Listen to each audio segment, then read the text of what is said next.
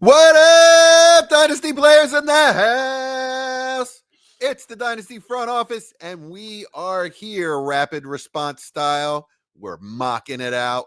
That's right. We're going to mock draft for you today. I'm your host, Jesse Schneeman. We are part of the Dynasty Warzone Network. Please like and subscribe. And when I say we, it's because I got friends with me today.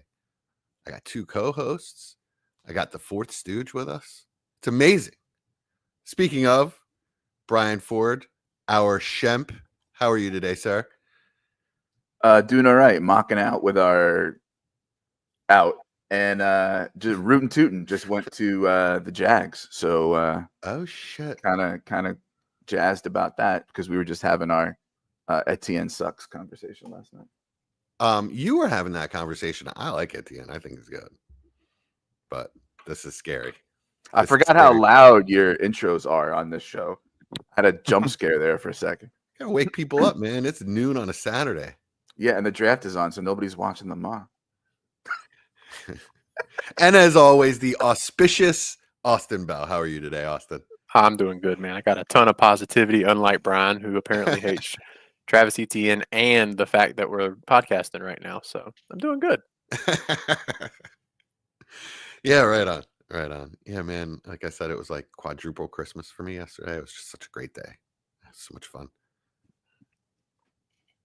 So, I'm not sure. Picking for the Giants yet? No. All right. I see Joe Shane high-fiving. Hey, what's up, guys? I'm here. Okay, my main man, Chad Mendoza. How you doing today, Chad? I'm good. I'm just waiting for this pick to come in. Sorry, guys. But yeah, good. Glad to be here. Fun draft, et cetera. Be back in a few minutes. Who are you hoping for in this pick, Revel? He already went. Cowboys drafted him, unfortunately, but yikes. I don't know. I'm not. I don't have anybody in mind. I'm just hoping it's not a running back here. So yeah, okay. Right on.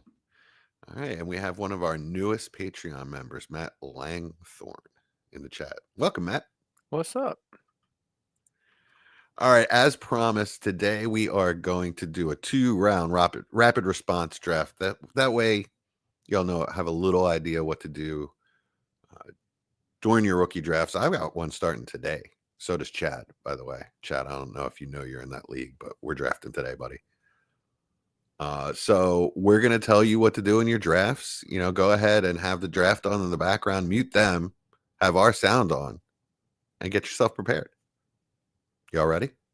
Let's do it. All right. I'm going to adjust the order because Chad was supposed to be first. I'll take Ashton Genty with 1-on-1. All right, there we go. Yeah, that's not tough. Perfect landing spot. Anybody have any problems with that landing spot? No, I love it. It's the best realistic one. I actually would have way less liking the ones that were rumored the past couple of days before the draft. Yeah, Jacksonville would have been. Yeah, or New England. Like I saw, you see all these. I mean, Chicago trading up would have been cool. What was wrong with New England? Just it's not as clean cut to me. Cam Scatterbo just went. Oh shit! To the Giants. Yeah, I mean, I don't hate it, so I'm actually all right with it. Totally different kind of back. Yeah. No, I'm cool with it. That's actually a nice compliment. That's a good room now. Yeah, I mean, if you really expected Tyrone Tracy to take every. No. I mean, I think we talked about it. I mean, as long as they're bringing in somebody that's complimentary, and not just trying to bring in a guy they see as a 3-down back, essentially, which, I just think Tracy's a good player. So, I'm happy with it. But Genty, yeah, so excited about Genty. I like the landing spot. I don't know if you guys have talked about it yet, but yeah, I love it, man. I think it was perfect. Yeah, exactly. Not really much to say about it. All right, right on. All right, Brian, we're going to put you on the spot. This is probably the toughest pick in the draft so far. It's probably the toughest spot to pick in this draft in the first 2 rounds, I think, is 102. What do you think? Yeah, more and more, that is not true for me. Upside wins championships. Travis Hunter, 102. Yeah. I don't hate it. What do you guys think? That's my 102 right now. I was fully expecting you to just be like Amari and Hampton, and I was about to say, "Ah, man, you just picked the wrong guy after all that confidence." But you nailed it. That's the right selection right now. I was never in on Hampton 102, so you're not going to get that from me, and I certainly am not now. I think what we see with Jacksonville is good coach, good offensive ecosystem. We've got a coach who so far has had a good pass rate, gets the most out of his quarterbacks. You've got a guy who's mainly a pocket passer, and I mean he scoots a little bit, but you don't have to worry about too much rushing as far as taking away the yardage and touchdown upside. And we've got a guy who, while not a route running technician, has won on raw athleticism and instinct and getting the routes called in from the sideline. So if he is, as they say, he's going to be primarily a wide receiver first and then sprinkle in a DB, then you've got a guy who's at least going to get enough routes and targets with his skill set to be very fantasy relevant with a really good ceiling. The only question is, at the moment, what is that ceiling going to be? Is it a, Malik Neighbors ceiling? Is it more of, I don't know, wherever you're valuing AJ Brown and Drake London right now, it's like, where is the limit on that? I think that's going to be determined largely by, how much he has to dedicate to being a DB, and he might even be in a tier of his own, Genty tier, Hunter tier, and then the conversation starts. All right. Yeah, I agree with it. I mean, I agree with every point you made, really. I'm in. Yeah. Matt brings up in the chat, says huge rise for Hunter. And I don't really know if there was ever a rise or a fall. It was just the question is he going to be the primary receiver or a primary DB? And listening to the front office and the coaching staff say that they've already discussed the offensive plan for him and they'll figure out his defensive plan tells me all I needed to know. They traded up for the receiver and they're going to use him sporadically in the defensive room where they can. So that's all I needed. Now, the downside could be that his focus is spread. He never makes that step, takes that next step, develops like he needs to with the route running and overall wide receiver play. That it's definitely a possibility. If it's me though, with 102, I'm just crossing my fingers and hoping it happens. Yeah. Can't get inside that guy's head, I mean, the good thing with where he landed is he's either never going to see the cornerback one from the opposing defense, or he's that good that he sees it. So one way or another, it works out. To me, that's a huge plus. Having BTJ on the other side is that the pressure is not going to be there. Whereas when we expected him to go to Cleveland, it's instant pressure and a much worse quarterback situation.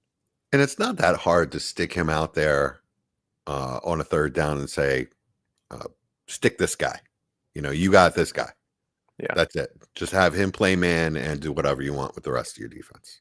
It's not that difficult. He doesn't have to really be in the room that much. Yeah, if he can. So when we were just talking on our last episode of Fever, Jesse, I was saying almost like a devil's advocate case against Hunter, and part of that was he needs to dedicate enough time to being a wide receiver to become more polished as a route runner, because just winning on pure athleticism and instinct isn't going to work in the NFL. And I think we're going to get enough of that where now I can say, okay, he's going to be dedicated to that craft, and he very much can take that step that he's going to need to take. Yeah, he's got all of the advantages going for him. Stud quarterback, whatever you think about Trevor Lawrence, he's got all the tools, and a coach I really believe in offensively. All right, so I guess I'm up with 103. I'll take Cam Ward. To me, there's Hampton is tempting here with the landing spot and the talent. I can really see perfect fit, tons of volume. Guy's going to eat. Najee Harris doesn't scare me at all, but he's not a quarterback in Superflex that went 1 overall. 2 an offensive head coach. Again, well, whatever you think about Brian Callahan and what he did with Will Levis last year, it's not going to be the same thing with Cam Ward. This is his guy. He is going to kick glove him. I do think he'll cater to him more. Hopefully, we can get some of the hero ball mentality out of him, and he can settle down and work within structure. That's really my only concern. He's got great tools. I like the aggressiveness for fantasy, even if it doesn't really work out great. For the NFL, if he throws a lot of picks, that kind of thing. He's also going to throw a lot of deep balls. Just scored a lot of fantasy points. I'm just in on Cam Ward. Anybody disagree? No, because of the value. Like, I want to disagree Mhm. because I don't like the situation and the whole everything around him. But I do like Cam Ward, the player. But no, I mean, the value in Superflex, you kind of got to do it. And how many? Yeah, that would be my only question is, other than leaving Tet for our resident Panthers fan, what would be the Cam over Tet? Is it just quarterback in a super flex? Oh yeah, and also I don't have Tet as my next player either, so Tet is in a different tier for me.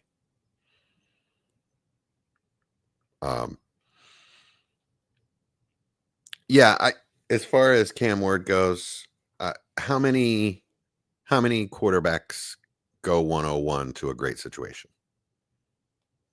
Well, we It's thought Caleb last year. Well, we forgot that his coaching sucked. Yeah. Didn't they bring in Shane Waldron as their OC? Oh God, that just smelled from the start. All right, Cam Ward. Chad, what do you think about Cam Ward 103?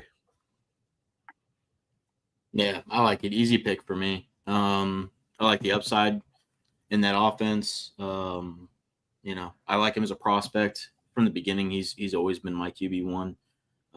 I'm excited about him.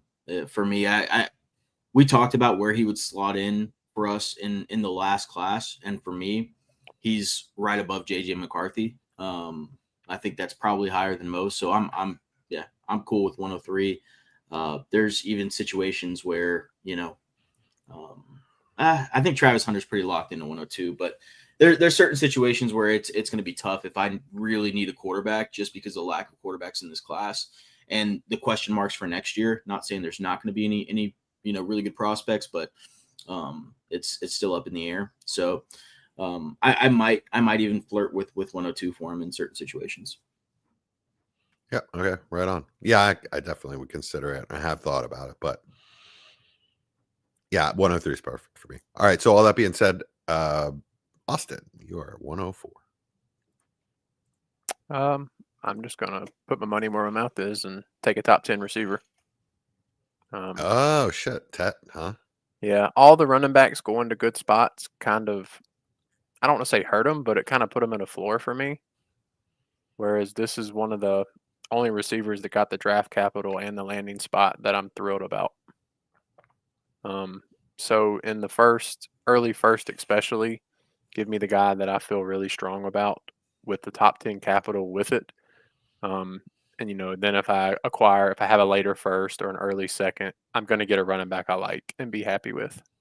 So that's kind of the position scarcity in this draft is kind of what made me put Ted at 4.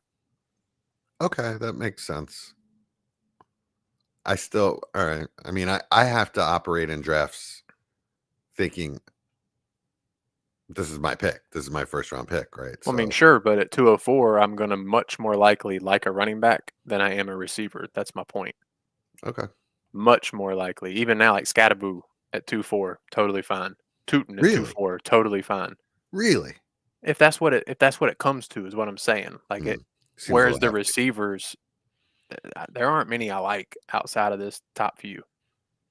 I personally would not be able to pass on Hampton here. That's fine. I mean, I like Hampton, Judkins, and Henderson about the exact same. So agreed, but you don't have the next 3 picks. mean, that's fine, but I'm doing a rookie mock, so I'm valuing my value just because I happen to have 104 right now. That's just that this is my order. All right, fair enough. Brian, what do you think? Yeah, one of the primary reasons I was never on the Hampton 102 train was the 2v2, of what am I getting at 102 and 202? And the running back class is deep, and I can get somebody I like later. And now I don't have to make that decision anymore. I think there's another conversation worth having about Hampton later on, but yeah, Tet's I think kind of like the easy 4 for me. Yeah. All right, food for thought. Chad, back me up. You'd take Hampton 4th, wouldn't you? I don't know. I'd probably go Tet. Oh wow! Holy shit!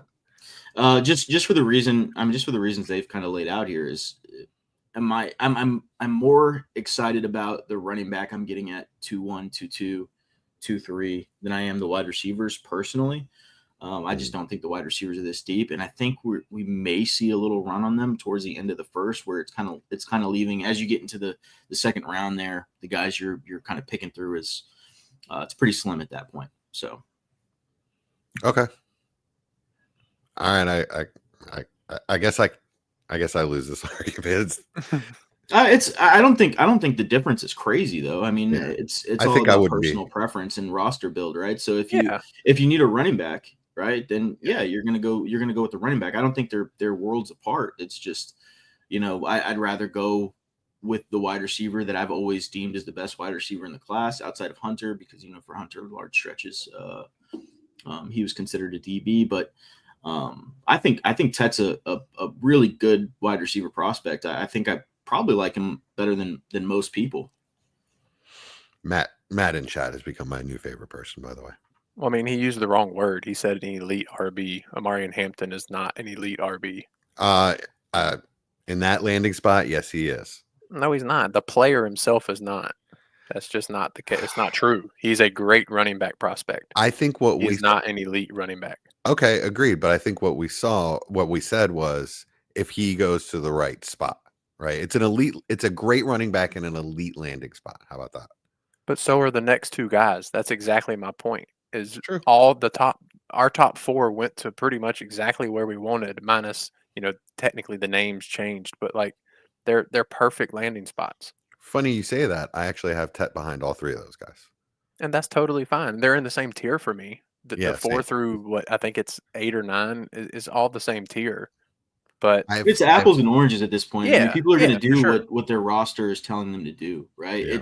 We're drafting in a vacuum, which has no relevance to anybody as far as like differentiating 104 and 105, right? That's true. Conversation's kind of null at this point. All right, so are you taking Hampton with 105 here? I am, yeah. Okay, right on. All right, put that in. Do you guys have a problem with that? No, absolutely not. Brian, I wouldn't have had a problem with him at 3. Like it's not that I don't like him. It's just there's a little bit of difference here for me, and where I have 3 running backs in one tier and 1 receiver, I'll take the 1 receiver before just picking one of the running backs. That's all it is for me. Okay. Yeah, I still have Henderson ahead of Hampton personally, but I know that in drafts I'm not going to have to do that. So for me, it would be a spot where, if I knew for sure solidly I'm in the Hampton pick, I'll probably entertain moving back a spot or 2, depending on what's out there, how high the premium is, because people might be pushing Loveland up in a high premium like 75 or full point. And so not that I'm not going to have any Hampton at all, but yeah, I still have Henderson ahead of him. Yeah, and I should have said this off the top. This is Superflex 0.5 tight end premium. This is the format that we always discuss. It's the Lord scoring. That's right. Yeah. All right. So who's up next? Brian? That would be me. And I'm going to take the real running back 2 in this class, and I'm going to take Travion Henderson. Some folks apparently forget that we play in PPR Dynasty. and that a target is worth more than twice what a carry is, and that he's already, even with the additions they've made of Stephon Diggs and Kyle Williams, the best playmaker on the team, linked to an improved offensive line, a competent, if not genius, OC in Josh McDaniels, who does not have to be the head coach, which is where he crashed and burned, and a quarterback that makes my pants tight. They'll give Ramondre some of the empty calorie touches that will keep some of the wear and tear off of Henderson. And Henderson with 12 touches can be as good as Hampton will be with 18 on some weeks. So, yeah, give me the real running back 2 in this class. Yeah, it's hard for me to argue with any of that. Slow, fumbly Ramondre Stevenson really doesn't do a whole lot for me. I think they're a perfect complement to each other. I think Stevenson's a worse Quinshon Judkins, and if they can use him similarly to Ohio State in each fashion, I'm totally good with it. Yeah, I just think it's going to be like, it's not even going to be 1A, 1B. It's Travian's going to shine, and Ramondre's going to come in to spell him. Maybe take some goal line stuff away from him, but we've seen in the NFL, especially nowadays, it doesn't just take size to be a goal line back. Like Swift and like DeAndre Swift, Miles Sanders, terrible goal line backs because of their vision. Darren Sproles, a little tiny guy, was a great goal line back because of his vision. And not that I'm saying Henderson is Gibbs. He's not that good. Although I probably think he's closer than most other people do. But, I mean, we saw the Lions, as time went on, design carries for Gibbs within the 5-yard line. So it's not like it's completely out of the question that he's going to get that part of the bucket of high-value touches. Yeah, I mean, he showed he could succeed in Ohio State offense at the goal line, so there's no reason to think he can't in NFL. Yeah, I agree. Agree completely there. I've completely lost track of the order already. It's you. It's me. Okay. Speaking of Ohio State, then I'm taking Judkins. The landing spot is so elite. Like he and Stefanski are going to be best buds, and they're going to go out to dinner every night. They're going to feed each other at the table, just like Stefanski's going to feed Judkins on the field. He's going to be like spooning pasta into his mouth. It's going to be really good, though. The concern I have is that they don't have a quarterback. They do have Pickett, who looked pretty good last year, and there's this weird thought in my mind that Stefanski's pretty good with pocket quarterbacks like Pickett, and he might be serviceable enough to keep the offense moving enough that Judkins is really good. That's my hope. The downside could definitely be that Pickett is terrible and Flacco comes in and he just looks cooked. So I think this is a Kirk Cousins landing spot, personally. Yeah, that could be. They could just be keeping their powder dry for next year, and you really only have to suffer the one really terrible year before they get their guy.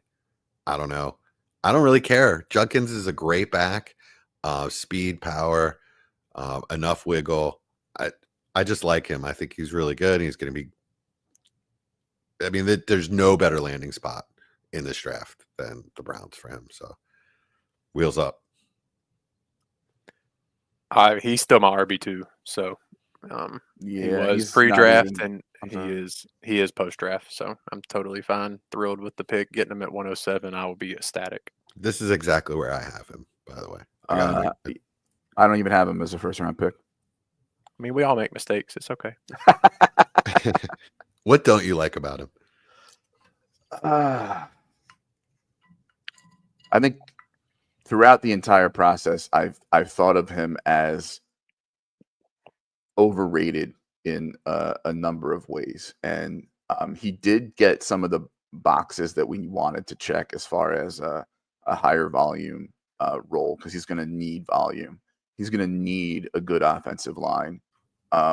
They're fixing their offensive line there, but not enough in the third down skill set that I like in my running backs, and kind of it's like I bring him up a little bit from where my priors were, so he's So bringing him up to the 201, I've kind of already, capitulated to that being a good landing spot.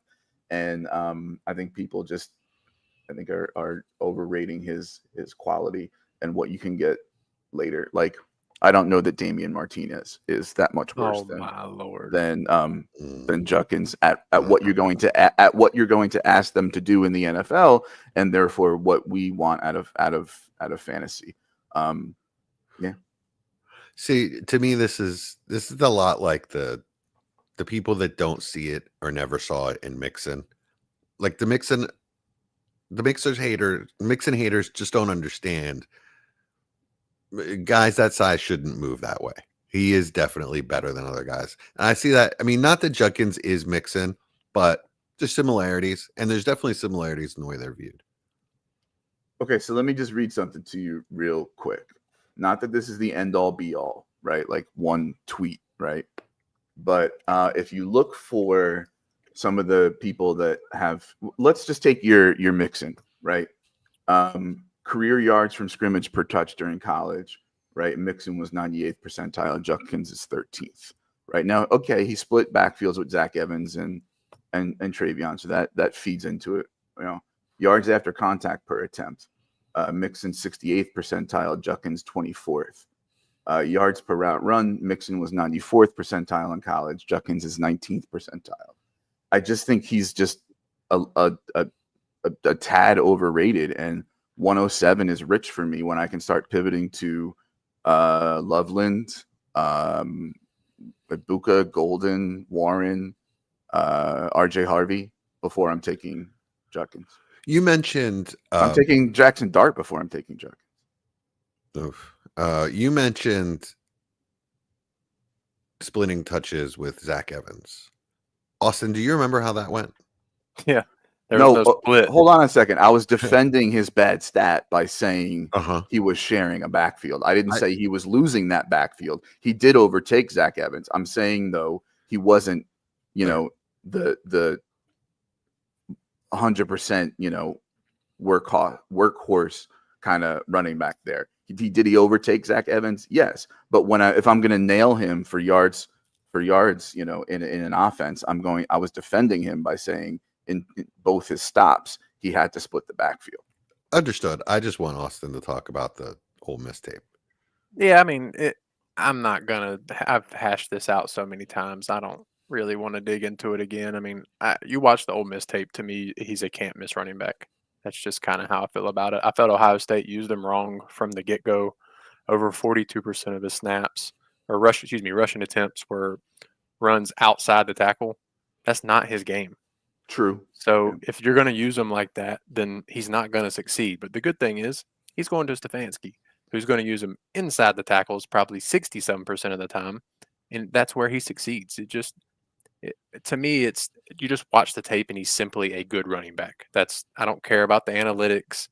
It's just one of those guys that I've watched his tape and I just believe in him. So I've stood on the horse from the beginning, and I'm thrilled with the landing spot, and we're good to go. I'm with you. I still have Travion above him, but I'm with you. Yeah, that's totally fair. In PPR, it makes 1,000%. But yeah, it's one of those guys. I believe in him, and we'll see. All right, who you got at 108? Probably about to shock everybody, but that's kind of the end of the first tier for me. Like, or I guess second tier if you could put Jinty by himself. Same. Yeah. So I'm gonna take the super flex and go Jackson Dart. Woo! 108. Really the only other quarterback I care about in this draft. So let me go ahead and take him, and I'll figure the rest out when it goes. I do feel like that's going to happen in some drafts. Obviously, team dependent. There's times, I don't need quarterback. I won't take him. If I need a tight end, I'll take one of the tight ends. If I need a receiver, sure. But this is kind of the start of that next tier where they're just so flat for me. Like, I wasn't as high on Loveland, though it's a good spot, but so many people there. I love Warren, but I hate the Indianapolis landing spot. And none of the other receivers really stuck out to the point where I want to take them. So I'll just take the quarterback that got first-round draft capital and go from there. Love it. Love it that it's bold as hell. I wouldn't have done it. I want Chad. I want Chad. Yeah, where's Chad at? Yeah, talk to us about Jackson Dart to the Giants.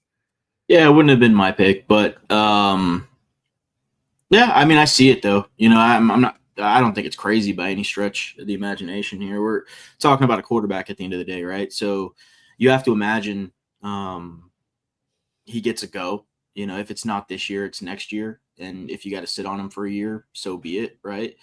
I think I'm a little higher on some of the players still left. My tier's not really done yet, so I think there's probably 2-3 guys that I'd probably still take ahead of him. But yeah, I mean, you can't go wrong with taking a shot at a quarterback, especially if you need one, and you know, thinking about all the all the things that could happen later, right? So, how do you think it's going to work out for him with the Giants? You think he'll get in there this year? It's impossible. It's impossible to say, right? It's all going to depend on he's not going to be the starter out of camp. That's the one thing you can bank on. He will not be the starter out of camp. Even when he got the draft day call and he was talking to Dayball didn't say, you know, I can't wait, you know, for you to get out there and hit the ground running. He said, I can't wait to develop you, is what he said to him. So I think it's going to be a little bit of a more long-term process with him, unless play dictates that he needs to go out there, right? Like he can get into camp with Dayball, show his ass, and then Russ struggles. Jameis is Jameis, right? We know what he is at this point. So Dart gets his chance, right? It's entirely possible. I just think, you know, it's probably more likely that he sits for a year, maybe a year plus, and then we see what happens next season or the year after next. Mm.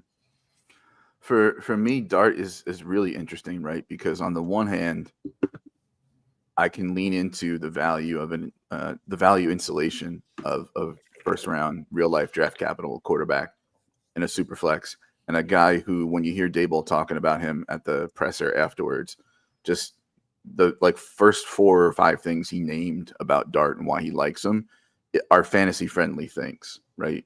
When we think about quarterbacking, and honestly, with a lot of fantasy, people get way too hung up on, how should I put it? I don't want to say the talent of a player, but what the player means to the NFL rather than what they mean to fantasy. So, for example, an extreme example of that is Sam Howell, right? An ass NFL quarterback, but has some fantasy-friendly traits.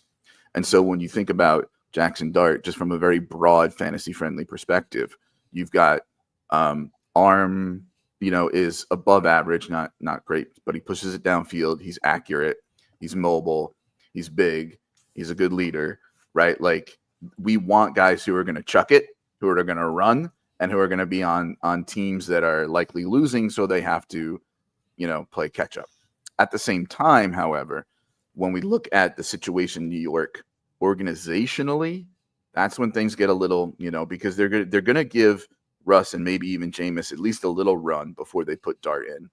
You know, so how much Dart are you getting in the first season? And if you get him too soon and he's ass, that hurts his value. Okay. And then as far as like payoff immediately in the first year, let's say he does wait and he's not ass, you're only getting a few weeks out of him. And, you know, in either of those scenarios, it's completely possible that the Giants win 7-8 games and both Dayball and Shane are gone. And the next regime in is not, you know, that's not their guy. Right. And yes, there's going to still be a little bit of that value insulation. But when I think about the range of outcomes for that value insulation, I don't think it's as insulated and safe as, you know, some other first round real life quarterbacks might have been. Okay. Only main thing I'll disagree with there, the Giants win 7-8 games. Dayball's not going anywhere. Yeah, I was thinking the same That's thing. a success. As a Giants fan, that's a success story. They're we might get a parade. So we'll see. I mean, according to Mara, I don't know. You know, he said that he's impatient and they need to turn it around quickly. So I don't know. Yeah, I mean, that is turning it around. We haven't won more than 3-4 games some time now. So that's double. That's the kind of season we're hoping for. That's what we were thinking we were going to get last season. We just need to see some progress. Like I said, I don't think we see Dart year one, but it'll be interesting to see. Trevor Etienne. Yeah, to the Panthers. I was about to say it. Oh, Nice. Ooh. Like, Nice. Good with it. I'm good with it too. I don't think he's gonna really challenge the top two backs, to be honest. Maybe Dowdle. Maybe he challenges Dowdle. I think he's easily better than Dowdle. Yeah, I like it. I think it's a good pick. And it kills Brooks one last time. Yeah. I mean, there might be more of a split there than we're probably anticipating with him and Chuba. I don't know. I don't think they're miles apart. I think Chuba's a much better back. Chuba is such a direct. He has turned. It's just his style. He has turned into such a direct north-south runner. He hits it hard and goes. And he may not be the most talented guy in the world, but I think coaches really value his style, and he's going to get plenty of volume. Well, they're different players, right? That's why they went out sure. and get Etienne. So that's what I'm saying. I think it's going to be more of a split than we're anticipating. Yeah, I mean, obviously Chuba's going to get his carries, but they're different. We'll see. Talk about one of my boys there. One thing with Dart, if y'all remember, I had him QB2 pre-draft, so that's kind of why I'm probably higher than all y'all are. That's true. It's just somebody I believed in more than most people did. So him getting the first round capital just added a boost to me. Nice. All right, Brian, who you got at 110? What about 109? 109. Yeah, I mean, so for me, 7 is where I start pivoting to. It's Chad's turn, but we can I was like, we're just skipping me completely. Oh, sorry, Chad. Chad, he got at 109. Yeah, I'm grabbing Tyler Warren. Okay.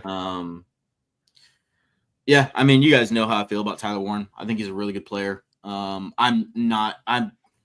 don't understand people's excitement on the Loveland landing spot. I think it's atrocious. He's a quarterback. I mean, maybe he has a quarterback, right? We haven't seen that. Well, that's true. Also, he's got 3 other really good players there with him. But right? what I meant was there's a player that plays quarterback there. Like a quarterback that plays quarterback, not a running back that plays. See, and here's the thing, right? Like if we're talking about for fantasy purposes, do I want the potentially 4th best wide receiver on the team or 4th best receiver on the team in a good offense, which we don't know if the Bears offense is a good offense, right? That's best case scenarios. It's a good offense. We know they have good players. Or do I want the best player on a potentially awful offense with a quarterback that can, be serviceable in Daniel Jones? We saw what Daniel Jones could do with Malik Neighbors. He could get him the ball. That's all we need. We just need, I think Tyler Warren is a really, really good tight end. We just need him to get him the ball. And I think he's the best receiver on the team now. So that's where I stand on it. I'm going to go Tyler Warren. I'm not looking back. I get why people are excited about Loveland. I think Loveland's a great player. I don't think he's that far behind Tyler Warren. There's just, I mean, even if that offense is phenomenal in Chicago, that may be back end tight end 2 season for him. I mean, depending on how that split works out with DJ Moore, with Roma Dunze, with Luther Burden, with Loveland there. So it's all going to depend on how things shake out. And Cole Kmet. Yeah, obviously. And the running backs. It's just there's so much there. Yeah, it's too much. It's too much for fantasy. I'm excited about it as an NFL, as a fan of the NFL. Watching the games, it's going to be so much fun. But I don't want to touch anybody in that offense right now until I see what's going on with it. Okay, fair enough. Too many mouths to feed. I always hate that argument, but at this point, it's impossible to figure out how it's going to shake out because we've just never seen it. Well, and you pair it with we literally don't know if Caleb Williams is a good quarterback in the NFL.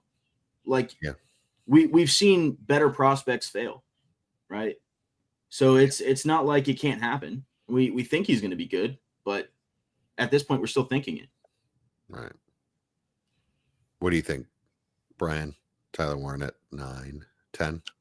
I just see just about everything that everybody said the opposite on the entire, like everything everybody said.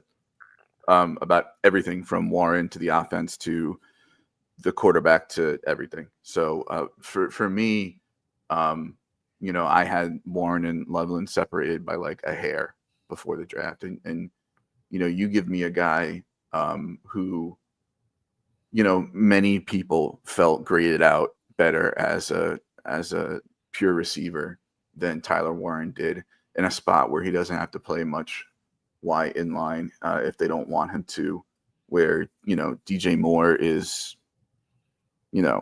running off the field in the middle of games and and is going to be replaced as a gadget player by Malachi Rondale Burden III.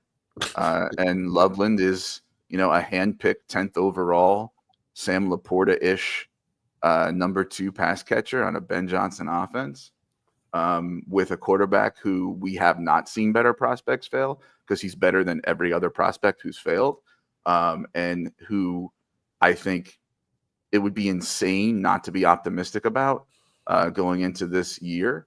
I'm easily Loveland over Warren now, not by a lot of spots, but it's an easy choice for me.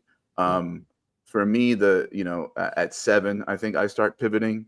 Whereas I think if you're going to include Judkins, which y'all do, maybe some of you are starting to pivot at 8. But if the board fell this way for me in this situation, and people made grave mistakes like drafting Judkins, Dart, and Warren ahead of me, now I'm left with. And again, I'm just joking, but like just thinking through my process here, those are guys I would not have drafted yet, right? And so now I'm left with guys, a number of guys I like ahead of those guys. So I'm left with Loveland, I'm left with Ibuka, I'm left with Golden, and and Harvey I wouldn't have above those guys, but I'd have him probably above Dart, because I have Dart 112 and Harvey 111. I'm trading back in this spot because I can get pretty much a person I like at 112. However, it being a premium and me having Loveland, probably a half tier ahead of those wide receivers like Ibuka and Golden, I'm gonna go ahead and pick Loveland here. Yeah. All right, so I want to go back to something Chad brought up, and that's that Tyler Warren's easily the best wide receiver on the Colts right now. I'll give you Pittman. He's easily better than Pittman, but are we sure about Downs? Yeah. Okay. We are. Yeah. Right. I really like Downs, man. That's absolutely. He's a fun player. I want to see him get a fair shake, although he could have the Elijah Moore problem. I brought this up last night with Brian. Matt Harmon said it. Elijah Moore can be open all day, but finding a quarterback that wants to throw it to him isn't that easy. Just too small. Can't see him. And I think Downs might have that problem too. So, the more I thought about this overnight, and judging the Colts by who their quarterback is this year is probably short-sighted for a player that's going to be in the league for a long time. And I like their coaching. I think Steichen is an excellent offensive coach. So I don't mind Warren there. Loveland does scare me, but the talent says that he should go 110, so I don't have a problem with that either. Yeah, like I said, I like Loveland as a player. It's just, you draft the talent and DJ let the coaches Moore, figure it out. Burden. We got to see what that looks like, because somebody's leaving unhappy. Let's just put it that way. There's a ton of risk, and it's probably not going to be like a full season thing either. It's probably going to be a week to week kind of thing. But okay, so let's say that that's the outcome for Loveland. So now he's just in the same position as Warren, that it's a 2026 play, because Warren's not going to be reaching his fantasy ceiling with unless Richardson improves as a passer, right? And one of the things when it comes to tight ends now in the NFL is, you're not going to be out there as the slot receiver if you can't out slot receiver your slot receiver. And he's not out slot receivering Josh Downs. And so that limits the number of, types of touches he can get. The good news for Warren is that, he's a tight end who kind of probably needs schemed up touches more than Loveland does.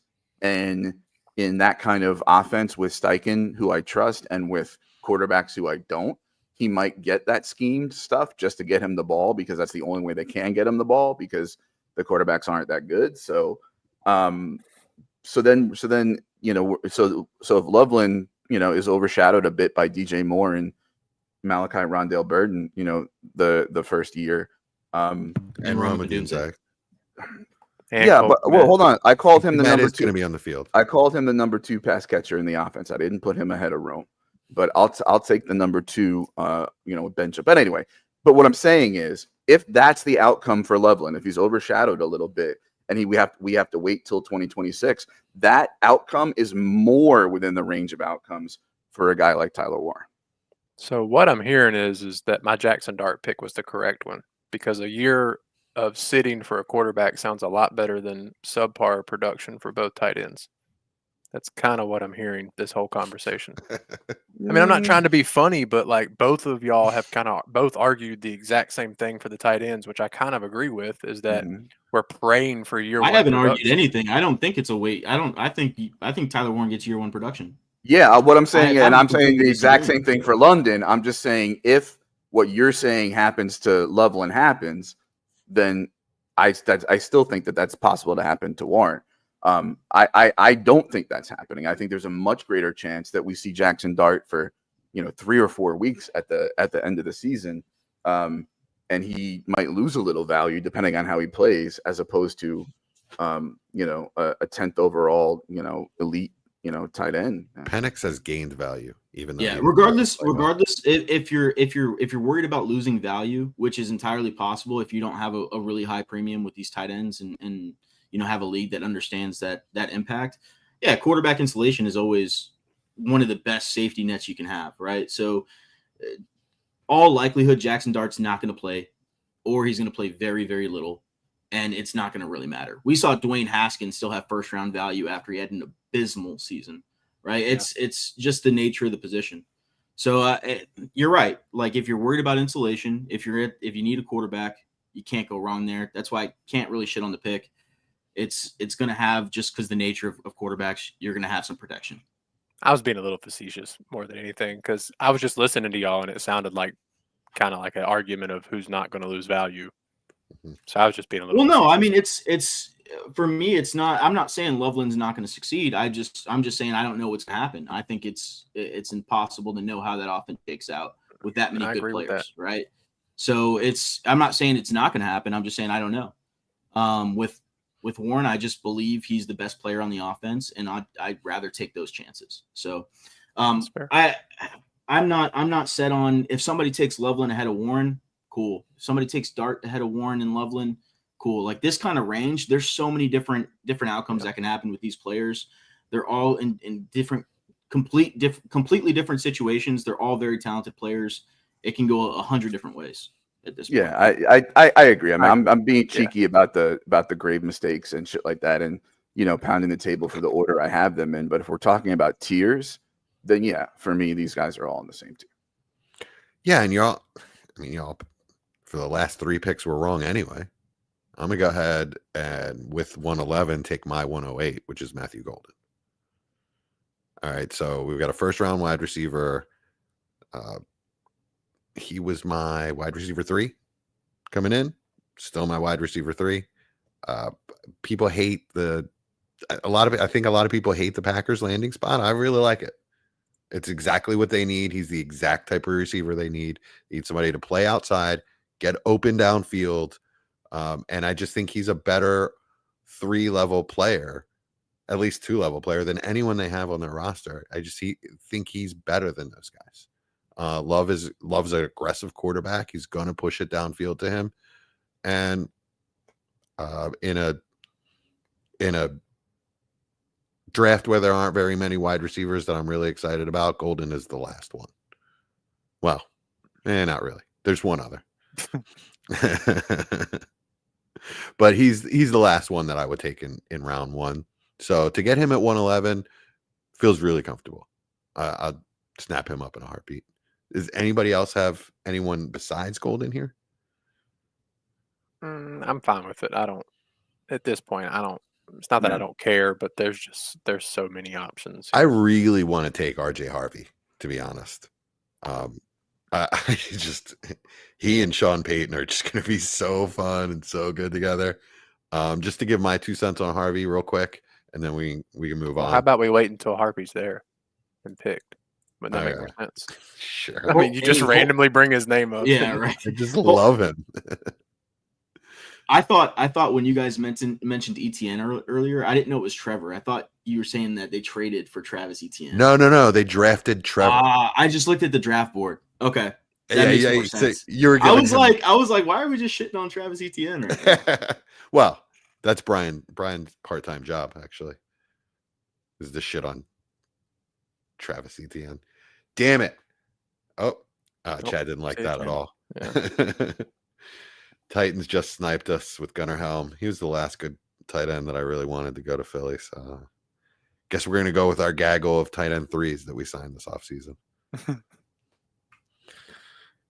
All right. Oh, I'm up. Hey. Austin's up. I don't even really care, to be honest. What do you mean? This is your 112.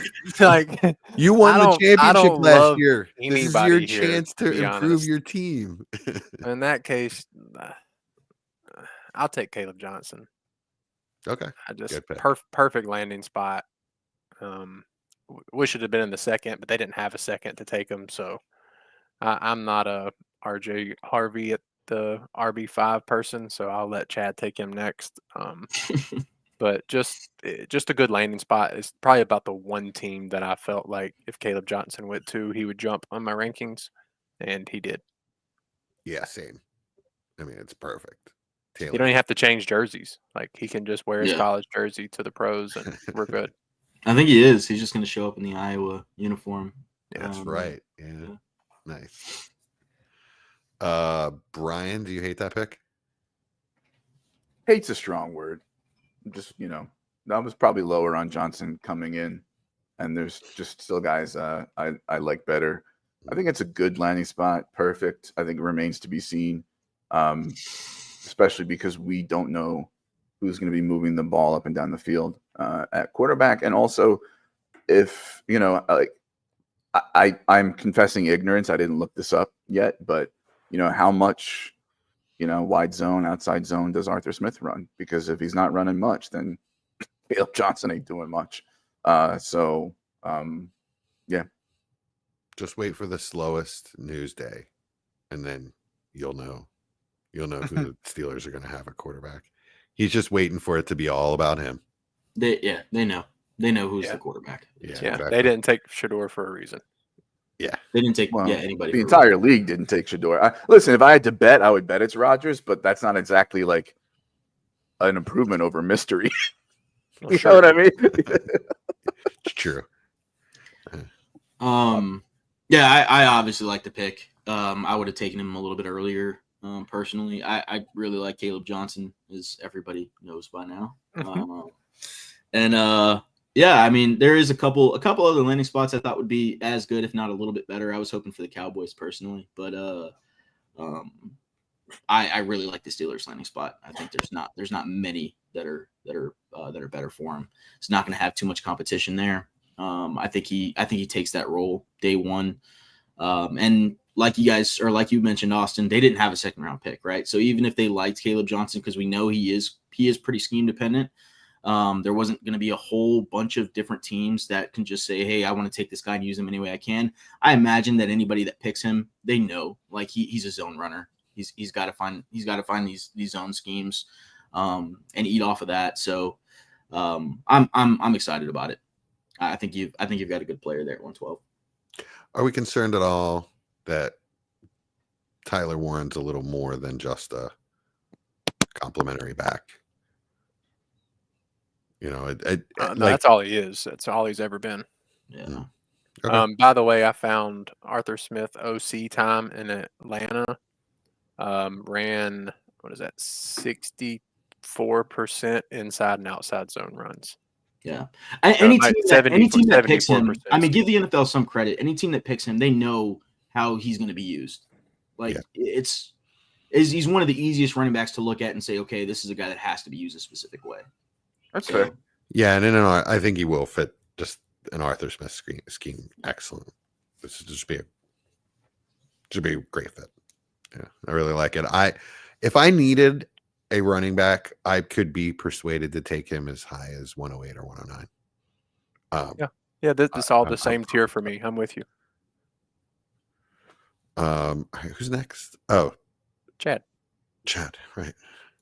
Now, hold I'm on. gonna You go want me to RJ go Harvey. over the first round real quick? Oh yeah. Let's review the first round. Go for Okay. it, Austin. 1-1 Ashton Genty, 1-2 Travis Hunter, 1-3 Cam Ward, 1-4 Tatoria McMillan, 1-5 Amarian Hampton, 1-6 Travion Henderson, 1-7 Quinshawn Judkins, 1-8 Jackson Dart, 1-9 Tyler Warren, 1-10 Colston Loveland, 1-11 Matthew Golden, and 1-12 Caleb Johnson. All right, and who you got at 201, Chad? 201 RJ Harvey. RJ Harvey coming in was my RB5. I think he's a really, really good all-around back. A little bit on the smaller size, but I don't think he's too small. I think he's above 205, even at his height. So I like him. I think he's going to be a really good fit in Denver. I'm excited to see what Sean Payton does with him. And yeah, for me, getting a guy going in the second round into that Sean Payton offense, he's a pretty dynamic runner, especially in space. There at 201, I'm excited. I'm excited if I'm walking away with that pick. He's electric, sudden, great burst, really good vision, excellent. Maybe one of the best cutters, maybe the best cutter in this league. I mean, in this draft, and ultra productive. Yeah, absolutely. Yes, correct. Yeah, he's a really, really good back. I love the body type, the squat, balanced, low to the ground kind of runner, thick lower body. Really, I just love this kid. Receiving production, I guess, maybe a concern, but I don't care. Maybe not. He doesn't have the receiving skills of Alvin Kamara, but if you can envision him in that role in Sean Payton's offense, just in space, eating people alive, it's going to be really fun. Austin, you don't seem to like it that much. Oh, I'm totally fine with it. He's going to go one of the few running backs that went in the second, went to a place everybody loves. I mean, he's going to go here. I'm going to have to watch some more film and readjust my rankings, I believe, because I think I had him at 9 or 10, and I want to make sure that I was wrong. But for, like I said, the second round pick to a place that everybody's excited for, he's likely going to go late first more than he's going to go early second, if I had to guess. I had him 8th, but now he's jumped 2 of those guys, Sampson and Scattaboo, easily. Yeah, and possibly he may have even jumped Caleb Johnson for me. It's gonna be tough for me to choose between those two if I have to. In fact, I'd probably take RJ Harvey, to be honest. Brian, what do you think? Yeah, I had him at 9 coming in, but I think some of that was based on questions about where the draft capital was going to be relative to some other guys, and also just I think I was I planted on Devin Neal and Sampson a bit. me too. Especially Neal as being a real well-rounded guy with a high floor. But there are he also was a guy where I was like, if there's enough draft capital on landing spot, I'm gonna exercise humility and chase that. And so yeah, I mean, like I said before, I have him at my 111, so I'm comfortable. With anywhere late first, early second. Yeah. And by the way, everything that you described, Jesse, RJ Harvey with applies to Jalen Warren. Yeah, okay. I mean, Jalen Warren's never shown that he can take any kind of volume and be that runner. Well, how much of a chance has he been given? Number one, and again, I think he's a committee guy. I'm not, but I also don't think he's like, oh my gosh, he's so smart. he's got the same bowling ball build that RJ Harvey does. He's very similar in run style in some ways. He can catch the ball just like RJ Harvey can. So like RJ Harvey, in fact, I think comped himself to Jalen Warren, or no, that was Kamani Badal last year. But anyway, like Jalen Warren is actually not a terrible comp for RJ Harvey. So, and remember, RJ Harvey's volume came UCF, who I think this was only their first year in the Big 12, and that's still the Big 12. It's not the SEC or Big 10. So, again, I like Harvey. I don't want to like pour cold water on him, but I don't want to say that he's these like leaps and bounds better than a guy like Jalen Warren. He had gigantic holes to run through. I agree with you there. But if you look at the Broncos last year, their most effective runner was Jaleel McLaughlin. Yeah, I mean, and now he's leaps and bounds ahead of Warren just because of the spot, right, and the coach. Yeah, it's not a terrible comp. Warren was a darling this time last year. Everybody wanted him last offseason, but he had a hard time staying healthy. Really didn't get rolling until the end of the year. So it's just a disappointing year for him. He could definitely bounce back. It's been a little tough sharing carries with Caleb, but he's kind of used to that with Najee anyway. Mm-hmm. All right, who you got at 202? Yeah, this is interesting, right? I'd be willing to take this guy as high as 108 in some drafts, and so I'm going to go with Emeka Egbuka.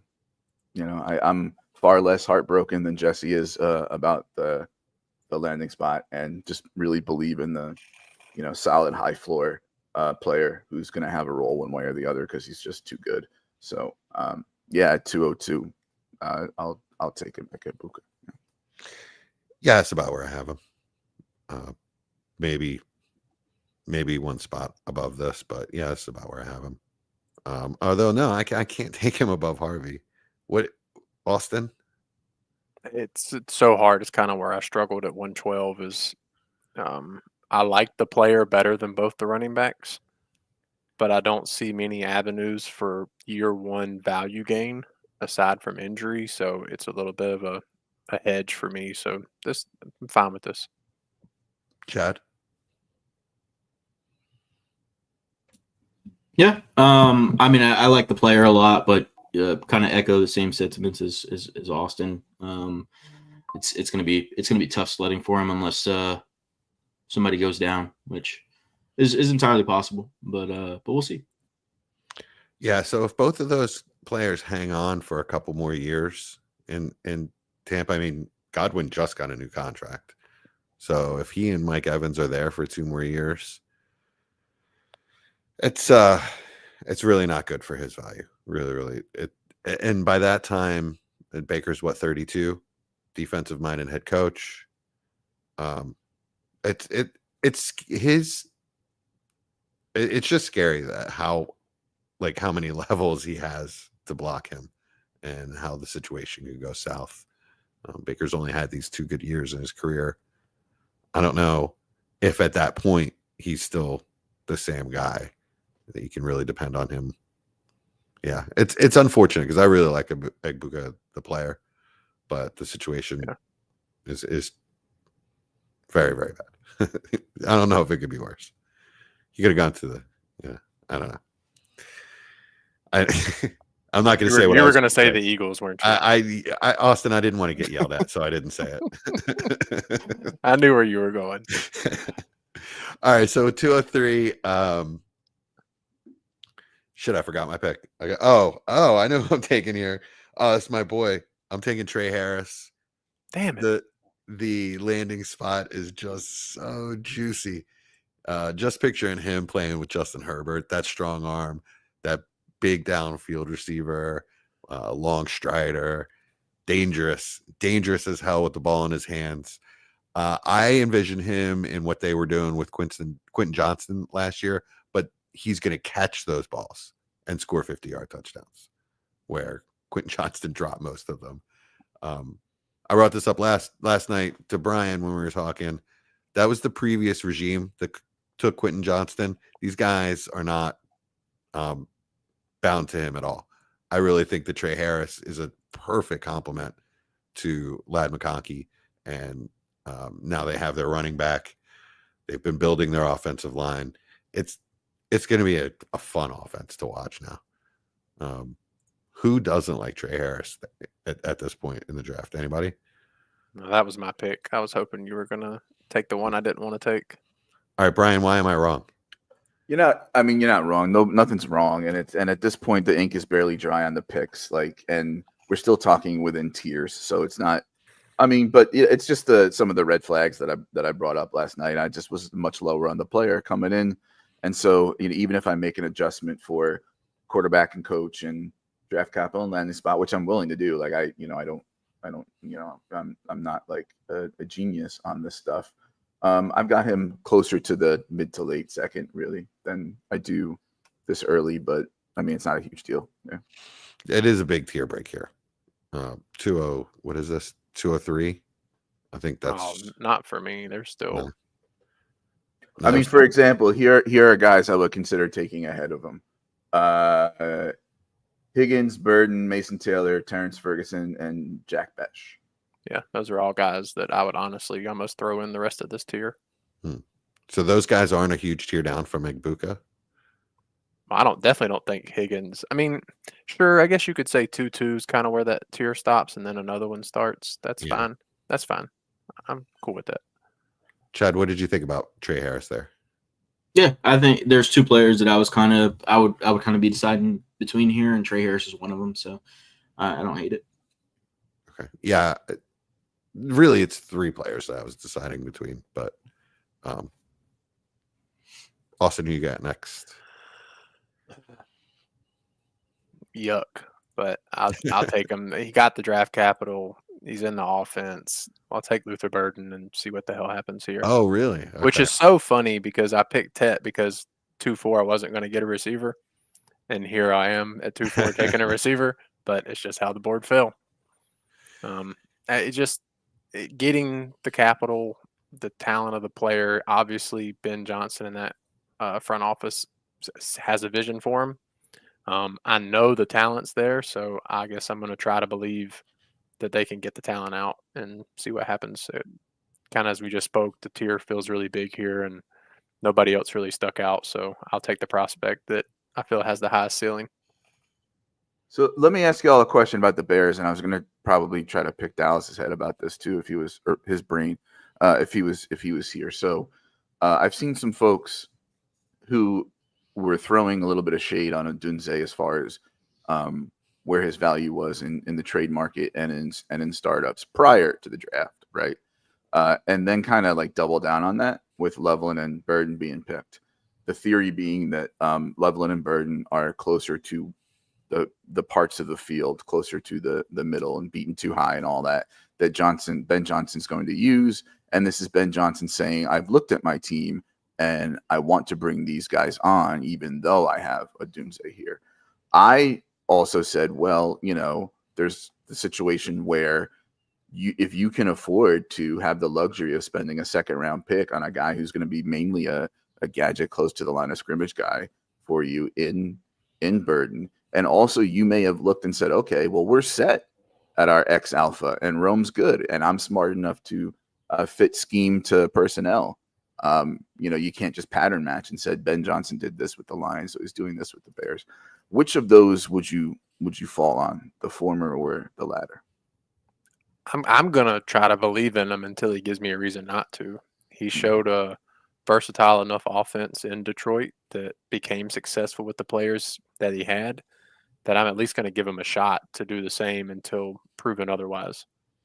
Being that he's taking good players with Loveland and Burden, that at least I feel somewhat confident that he can draft, that he can player evaluate properly. So until I see otherwise, why not believe in it? Now, what it means for fantasy, who the hell knows? But for the NFL side of things, he should be able to produce a competent offense. So do you think the acquisition of Loveland and Burden is bad for Odunze? No. Yes. Neither do I. Well, yes, as in fantasy production, of course. There goes your king. There goes your King Judkins. Oh, Samson. That's pretty crazy. Samson to the Browns. Oh, my God. I'm just kidding. Yeah. That I mean, makes a that's. mess. I mean, he's a much different, not much. He's a different kind of back, and it just, there's just going to be some touches that they keep Judkins, away from, and some touches they keep Sampson away from, and it's just it's not a huge deal. I technically had Sampson as my 5 and Judkins as my 6, but like the team has spoken, so yeah. Yeah, it definitely means a lot more negative for Sampson than it does for Judkins, because the team has told you what they think about Judkins and For Sampson. sure. And they like Judkins better. So A lot better. But that Jerome Ford stuff was fun for a little while, wasn't it? yeah, that's the guy dead in the water in all of this, right? Poor guy. Yeah, He was a fun little back. I just picked him up on waivers this week in a league, and I can go ahead and drop him. Yeah, Well, you can. I mean, to be fair, neither guy they picked this year catches many passes. That's And Ford true. does. It's true. Jerome Ford's a good player too, man. He's a Yeah. good I'll player. die on that hill. I think he's a good player. So that kind of sucks. I think everybody on this podcast liked Jerome Ford. Brian, you're a big Jerome Ford guy coming out. Yeah, I think in that class I had him like 5 or 6. Yeah, that was one of the first times you ever used he's an athlete playing football, not a football player. Yeah, I think I was wrong about that. Okay. All right, Chad 2-5. What we got? All right. Don't do so it, I'm gonna Chad. go with the guy that I was considering taking with the Trey Harris pick, as far as when you asked me how I felt about that one, Jesse, and that's gonna be Jack Besh. Okay. I love that landing spot. I love the player too. I didn't think he was gonna get the draft capital, to be honest with you. But I'm I excited. didn't either, yeah.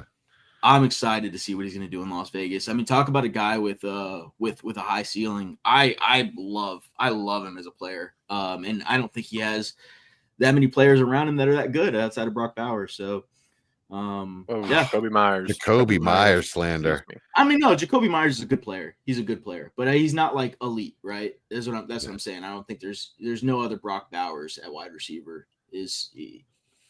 So when I say that good, I meant like there's no like, upper tier wide receiver there at the moment. There's no Devontae Adams there. No, there's no wide receiver 1. I think Jacoby Myers is a high end wide receiver 2, in my opinion. But yeah, not saying Jack Besh is better than him. I'm just saying the opportunity's there. Yeah. I just to play the other side of that. How does he really win in the NFL? By being big and strong? He's not that big and strong compared to the guys he's going against. No, I feel like he's really good at finding an open hole in the zone and also creating that quick step. I remember when we talked about him on the receiver podcast, I comped him to like a late 20s Adam Thielen, and that's how he wins. He gets open and he's got you expect Geno Smith off a play action to hit him on that 2-step opening that he has off his route and go from there. I mean, that's how he wins. He should be a really good complement in that offense. Yeah, it's just short-term separation. Yeah, he gets separation. I mean, but that's really the most important thing in the NFL. I mean, especially this, at this point where the quick game is dominating passing offenses, right? You've got to get open, and you got to get open quick, and he does it. So, okay, I gotcha. All right, you eased my concerns a bit on Jack Besh. Yeah. He wouldn't have been my pick. I think, but I get it. My pick either, but I'm so glad. I think it was Steve Smith that just came out too and was saying that that's his favorite pick of the draft so far. Well, after day 2, and he's a Steve Smith kind of guy. He is. That is so true. He is. Yeah. I love him as a player. He's so much fun to watch. I'm excited. It's the first time I'm excited to see a Raiders offense in a while. So I think I'm pretty hyped about that. It should be a pretty fun little offense. I really wish they could figure out an alpha receiver, but you can't do it all in one draft. So Bowers will substitute as that until they find it. For targets, yes, but not for the actual offensive scheme. That's what I mean. So you mean just like a big outside receiver? Yeah, well, somebody that the defense has to think about besides Bowers. Gotcha. Whereas Myers and Besh will get their targets and catches. The defenses are going to be able to be centric around Bowers and Genty now. Whereas if they had just somebody that could scare a defense, it would make it a lot more competent of an offense on a regular basis. All right. So the one huge red flag that I'm not doing my job if I don't say it. Matt Harmon brought this up, and he said that players that line up 70, I think it's like 72%, he lined up on one side of the field on the outside. Players that do that, it doesn't work out well for them in the NFL. It's a really huge red flag. I don't exactly know why, because he does look like he can move around and does have positional versatility. But the list of players that had that stat in college is really, really ugly. So I just have to bring that up. Okay. I don't know I'd why. like to see the list just because it's interesting. That's a cool stat. Yeah, I'd like and it doesn't sound like. I mean, I'd like to see the amount It's of like players N'Keal on Harry, that list. Terrace Marshall. It's really okay. some really ugly misses. I think there was one The- player on there that was decent. It's But yeah, just one of those stats where it's like, okay, how many players are in that sample size? One. Number two, is there any like correlating factor between those players? You throw out like Terrace Marshall and N'Keal Harry, two completely different players that failed Yeah. for two completely different reasons, right? Like it's one of those things where it's just kind of seems like a, I don't know. I mean, I have to see. It could just be an arbitrary stat that doesn't correlate, because it like I said, I don't know why. So it's tough to really. It's a really cool stat. I'm glad you brought it up. Yeah. I'd like to see the list for sure. All right. Brian? Brian is up. Yep. Yeah, this is really, really, really interesting, actually. The conversation here for me is how much do I like the next group of tight ends, right? And if we look at tight ends as a traits-based position where athleticism testing matters a lot, and we see that Ferguson also has, the McVay shine on him now. That's attractive. Mason Taylor on a team desperate for pass catchers, but a little bit of questions at quarterback for sure. Who went, I think, one or two or a couple picks ahead. That's an option. Do you believe in Howard Fannin? And if you do, then you'll probably say Njoku's 29 going into the last year of his contract, and that they're slightly different players. Anyway, also, what role do you think, Higgins is going to have in Houston? I was talking with Jesse last night that I don't want him playing on the outside as much. I want him more on the inside as a big slot. But then they go ahead and draft Jalen Knoll, who's, more of that flanker slot, Z-type receiver who, is going to be an impediment to Higgins hitting that ceiling. So those are really the guys that are, part of the conversation for me now. There's also in the mid-second, is it worth throwing a pick at a guy who's going to be a day one starter, throwing to Olave and Rashid Shaheed and Tyler Shaw? Don't you do it? I don't want to do that. I probably still would prefer, waiting and taking Milroe later because of the fantasy upside. So yeah, it's to me, it's when in doubt, it's a tight end premium. So yeah, give me Ferguson on the Rams. Yeah. Okay. Jesse, what do you have to say about Terrence Ferguson? Long road to go. Long road to get there. He's raw. I didn't love the tape, but all of those things that Brian said are true. Like he tested amazingly. He was one of these athletic freaks that we haven't seen get this kind of draft capital with this kind of landing spot in a while. So I don't hate it. It wouldn't be my pick.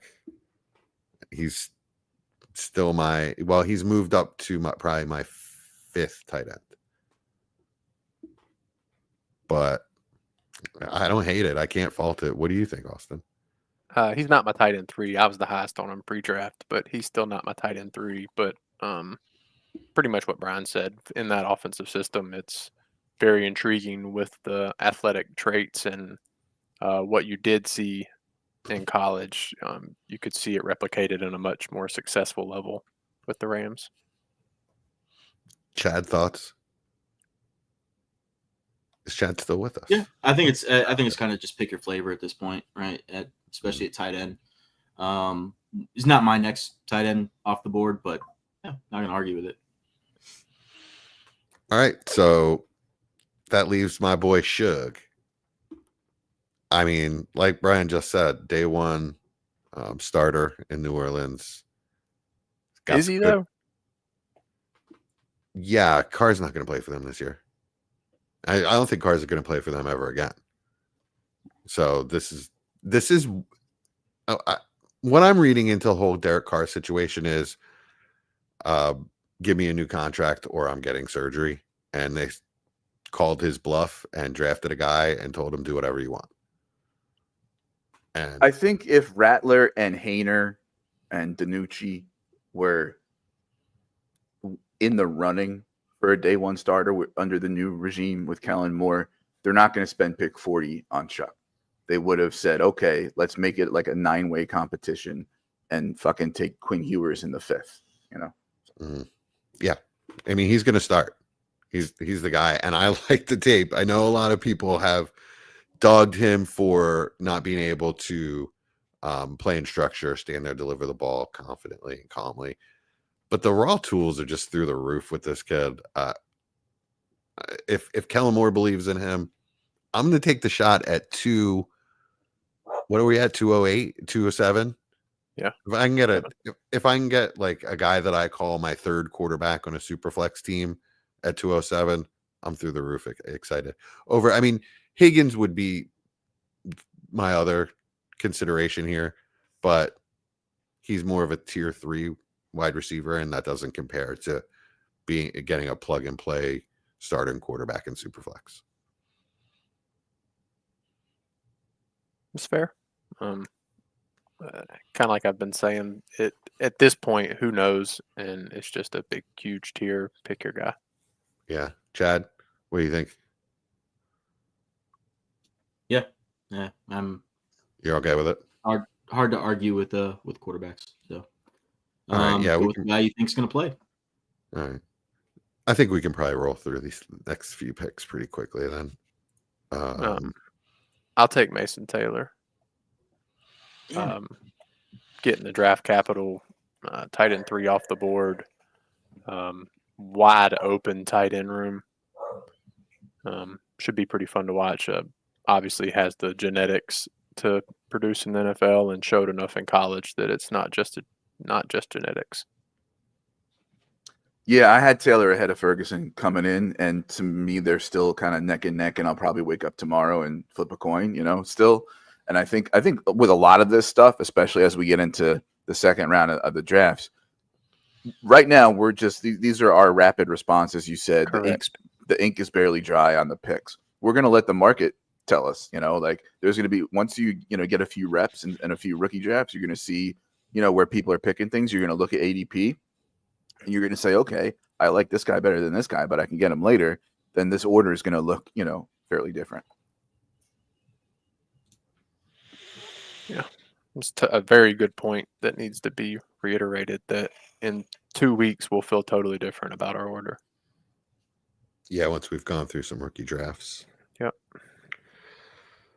All right. Who's up? Chad's up, I think.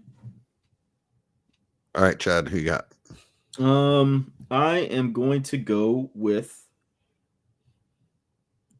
Oh man, tough one. I'm going to go with Jalen Noel. Nice. Yeah, he's in this range for me. Yeah, I really like Jalen Noel. You know what? I'm sorry, I didn't know Higgins hadn't been picked yet. I'm going to pick Higgins. Oh, Higgins. Okay. Yeah. Let's end the tumble for him. It's a little far for him to fall. Yeah, that's a bit much, I think. Yeah, I'm gonna go with Higgins. What do you pick? What do you get picked? The 34th pick? Something like Yeah. that. Yeah. Yeah, Yeah. top of the Good. second round. Good player. A little bit concerned there about as far as how he's going to be used, especially with I think him and Nico are pretty similar. To be Yes, honest that's with you. my issue. But I mean, at this point, you're taking a dart throw in a late second round on a guy that's got picked early second round. You don't have that opportunity too many times, especially at the wide receiver position. So I'm gonna go with Higgins and just pray. As an offense, they have a chance to be so multiple and interchangeable, move guys around. It's going to be really fun to watch. Yeah. And if maybe it's by design, right? Like Nico hasn't been able to stay healthy. Maybe they want a guy that can not only just play in the offense, but also step into Nico's role when if Nico goes down. So Also, I did hear Taps playing for Tank Dell's career. Yeah. Fantasy Talk career, about it. anyway. It's a little sad. Yeah, it's really sad. Really, really sad. All right, here you got Brian. Is that right? Yeah. So should I be really stubborn on my last pick of the day and take somebody who isn't even drafted yet in the real life draft? It is a crime against humanity that Woody Marks was drafted, and Jalen Lane has been drafted, and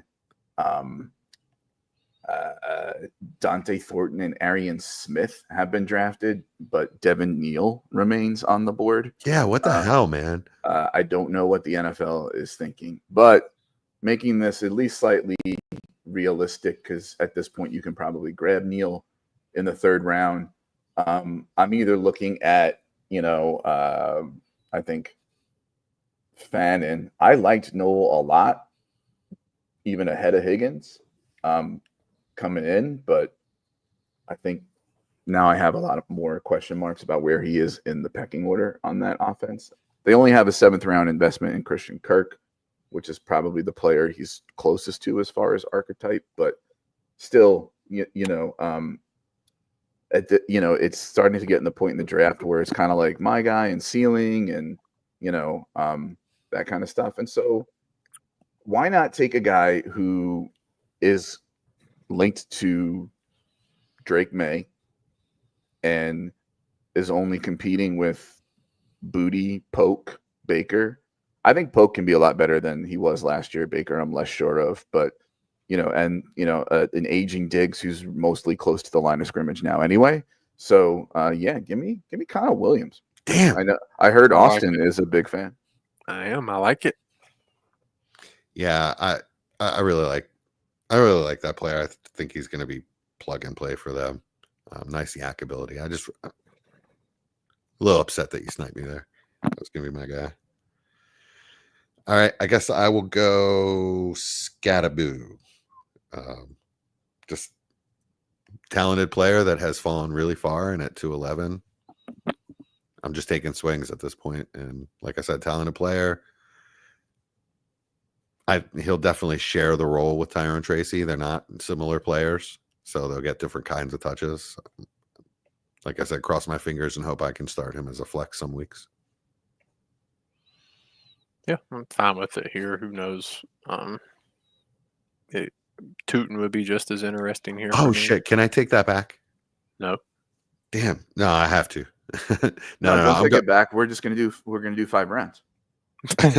No, I'm going Elijah Arroyo. My bad. I forgot he was still on the board. I love the landing spot in Seattle. It's a near elite landing spot for him. And for somebody that was my tight end 3 coming in, Mason Taylor had moved pretty much neck and neck with him, but I love the landing spot. I think it's going to be great.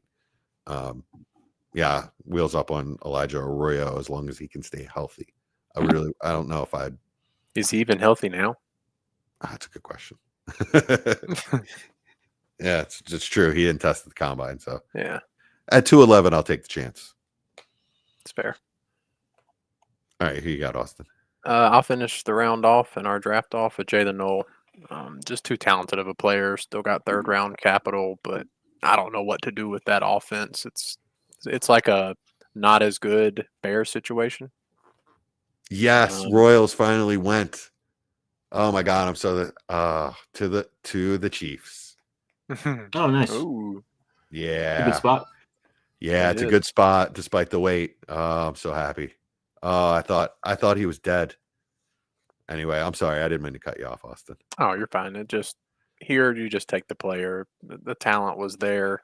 It's just a messy situation in Houston, and don't know how it's going to shake out. We know it's Nico, and we know Mixon's at the RB room, but who knows what the heck the rest of the offense looks like. So Yeah. one of these guys should produce, and at 212, I'll take a shot and see if it's the speedy, quick guy over the more limber, taller guy.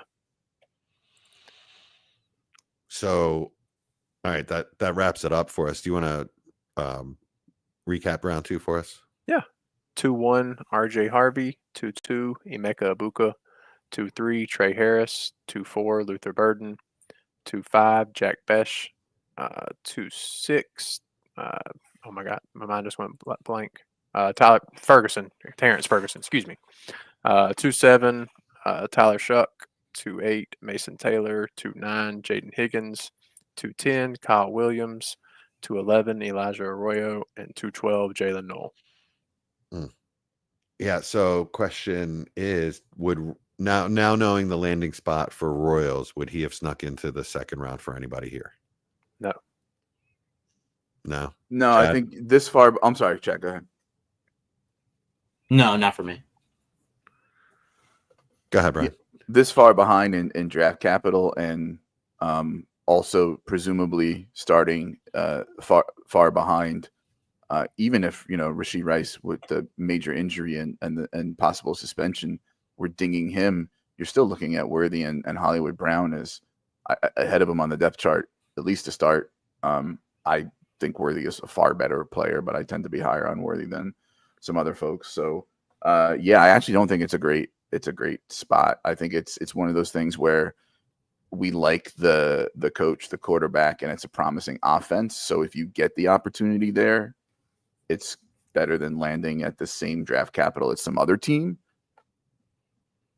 Yeah. But going in there as the fourth or fifth path catching option isn't ideal, I think. Yeah, it doesn't kill him. I'm fine taking him somewhere in the third, but we're at this point you're hoping for an injury to see any kind of real usage.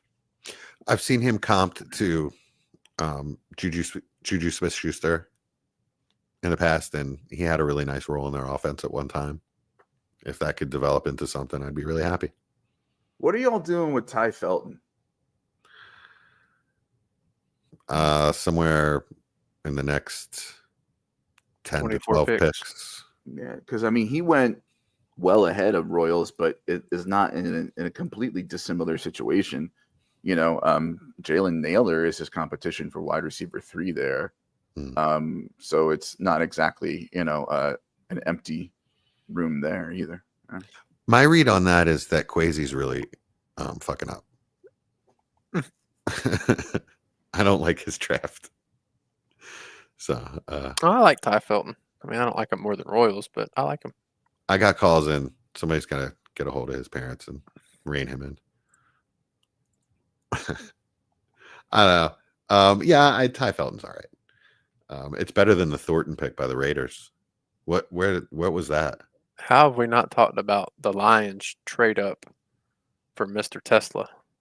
Oh, that's right. Tesla. The worst pick of the draft, including the draft capital given. That is absolutely ridiculous. Tim Patrick better watch the hell out. Yeah, I guess. Jaquez Johnson. What's that guy's name? Hunter? I'm pretty high. Jaquez Hunter. Oh, I'm really excited about Gunnar Helm getting the draft capital. Oh, with the Titans, right? Yeah, Titans 4th round. Good landing spot. So I'm excited about that one. Yeah, Gunnar Helm's good. That's a good one.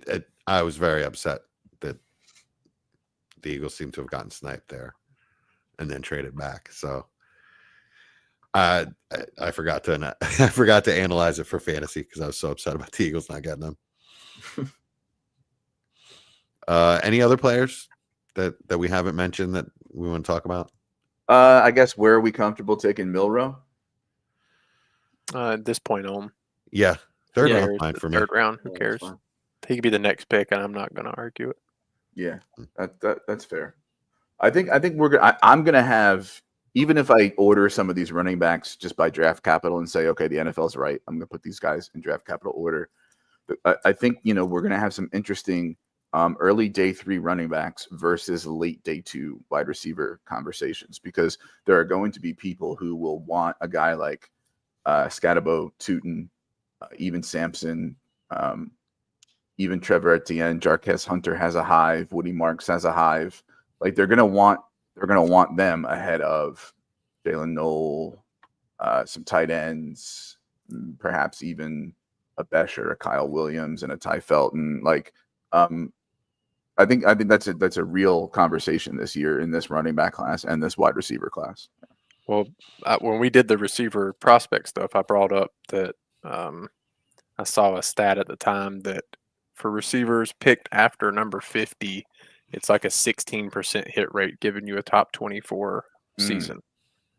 So that kind of goes in. Even Trey Harris, who we had at 2-3, I mean, that's pick 55. Besh, Higgins was 34, excuse me, Williams, Knoll, and everybody else that we haven't mentioned. I mean, basically means one of those is going to produce statistically. Obviously, we could have 2 or 3 in this class, but historically means one guy out of all these guys is going to give you a top 24 season. So I would say it's better to take the shots on the tight ends and the running backs, but you never know. Mm-hmm. So we took 6 running backs in this draft, none after 201.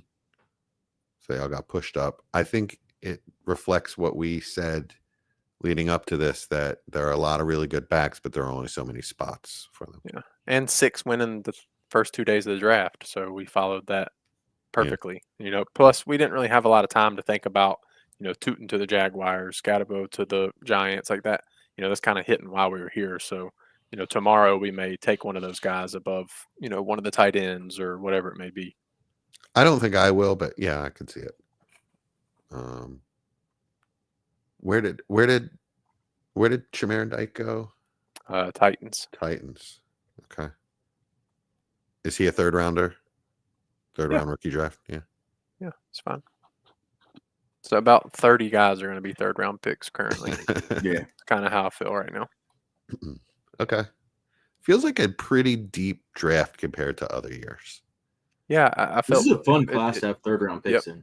Yeah, it is. I agree. Yeah, it's nice to be at the end of the second round and still kind of excited post draft of who you're taking. That doesn't typically happen. Right. Yeah. Every year we're like, all right, this is how it looks. And then the NFL is going to, shit on all of our dreams. Right. And so far, not too bad. I think one of the things about this class was how I might call it deep and flat. Right. So, not a whole lot on the high end. Right. We got Genty, we got Hunter's a freak. We got Ward at the 101. Right.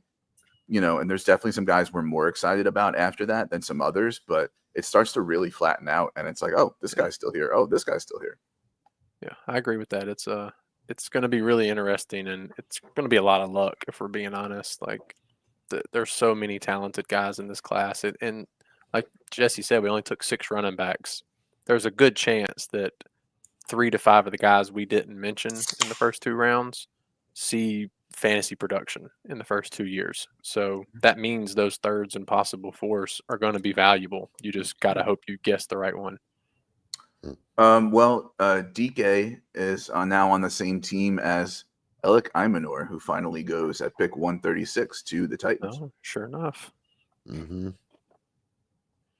And Ward will fit him well. Yeah, I guess so. Yeah, actually, that is a pretty good fit with their styles. If he can, he's got to hit that jugs machine. All right, yeah, that. I mean, I guess I'd take a shot at him in the third round. One name that I have not heard in a long time is Xavier Restrepo. Anybody care about him? Nope. He's still running his 40. Yeah, he is. All right. Well, the Eagles have only made 2 picks in this draft. Can we guys make some picks, Howie? Please? Son of a bitch. We want to talk about anything we've been watching on TV? All I've been watching is the draft. Yeah, So that's all I got for you. I literally got nothing. Yeah, I'm Yep. gonna have it on in the background and then go do some teacher stuff. Like I'm like way behind on some things. We're gonna rip some packs in a minute here. Oh yeah, yeah. So let's see. Harold Fannin is Chigo Conquo is Charmander. David Njoku is Charmeleon, and Harold Fannin is Charizard. Oh my, Austin, how did you do? not good. Okay. All right, gentlemen. Anything else? That's all. All right. Thanks for joining us. This has been Front Office. Peace.